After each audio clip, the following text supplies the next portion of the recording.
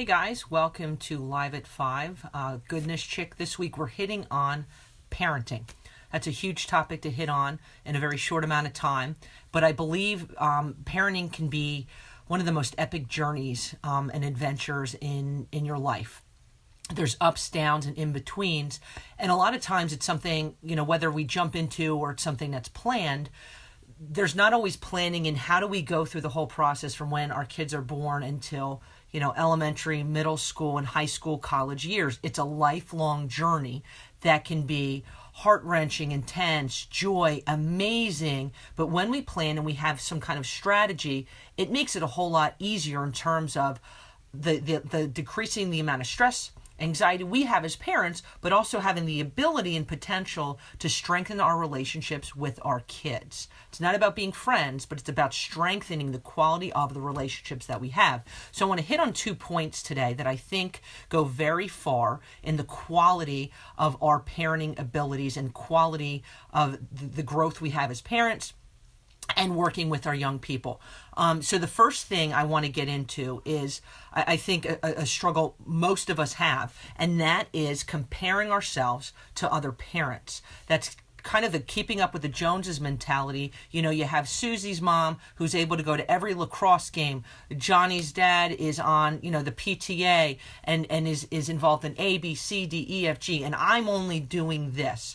Well, I say if you want to weaken in your perception of yourself as a parent, your relationship with your kid, and your quality of your parenting ability, you're knocking yourself down. And comparing yourself is one of the worst ways that you can weaken your parenting abilities, because you can do whatever you can do. And I say, as long as you're doing that to the best of your ability, rock it out. But when you're beating yourself up and you're your own judge and jury, that's one of the worst things that you can do as a parent.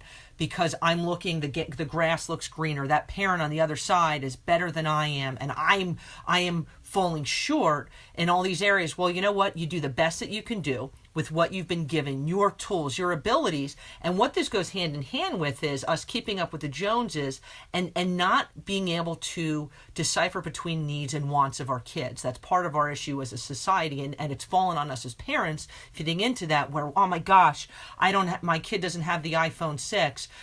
My kid isn't able to go to be in this soccer tournament, or what. You do the best that you can. And when your kids allow you to see you're doing the best that you can and having dialogue with them, this is where we're at. And for you, a lot of times we run and overextend ourselves in a gazillion directions where we're not deciphering between needs and wants, and we're running low on energy and we're tired, and it's not fair to our kids and it's not fair to us.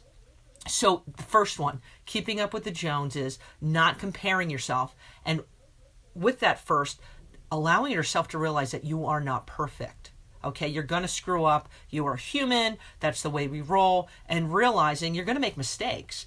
And it's accepting that as a parent, but also it's okay to convey that to your kid. I make mistakes, okay? And when we humanize ourselves and it's not getting on the same level of our kids, but listen, I'm going to drop the ball sometimes. Welcome to the club. I'm going to do the best I can, and I love you, and I'm working hard for you, but this is how reality is sometimes. So that's the first one. Our second one that we're going to jump into is the aspect of mentoring. When it comes to parenting, a lot of us, it's whether we're reading books or we talk to other people, we don't always know what we're doing, okay? I'm sorry, whatever book is out there, it's not going to have all the answers.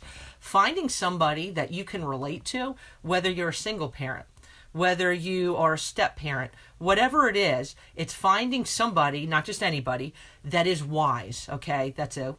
We're narrowing down the scope right there. That's somebody that isn't not just smoke and mirrors, that is able to connect their words with actions, that rocks out to the best of their ability as a parent, and you're able to, whether, to talk with, to get information from. And what do you think about this? Because when we just rely on ourselves, and we don't have somebody kind of on the outside to be objective, we're missing out as parents, as people, and it's not fair.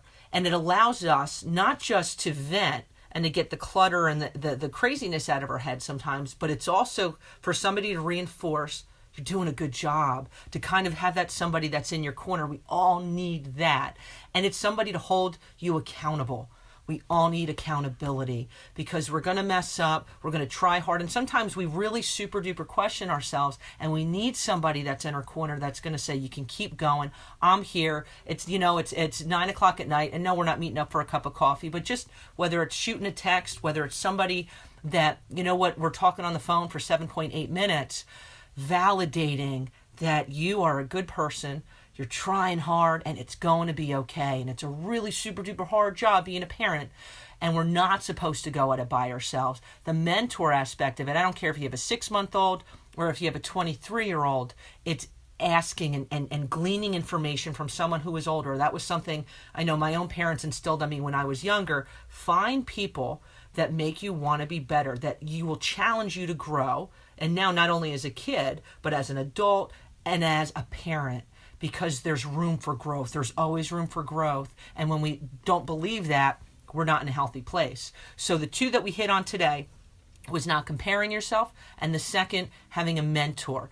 I hope you'll take some time to kind of go over that. Tomorrow on goodnesschick.com, we're going to be hitting on parenting, but expounding a little bit more. I hope you will take some time to check that out.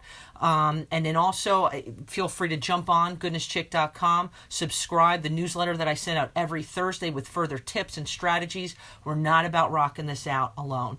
There's no I in team, and we can get through this stuff together. Peace, love, and goodness. Enjoy today, and we're in May.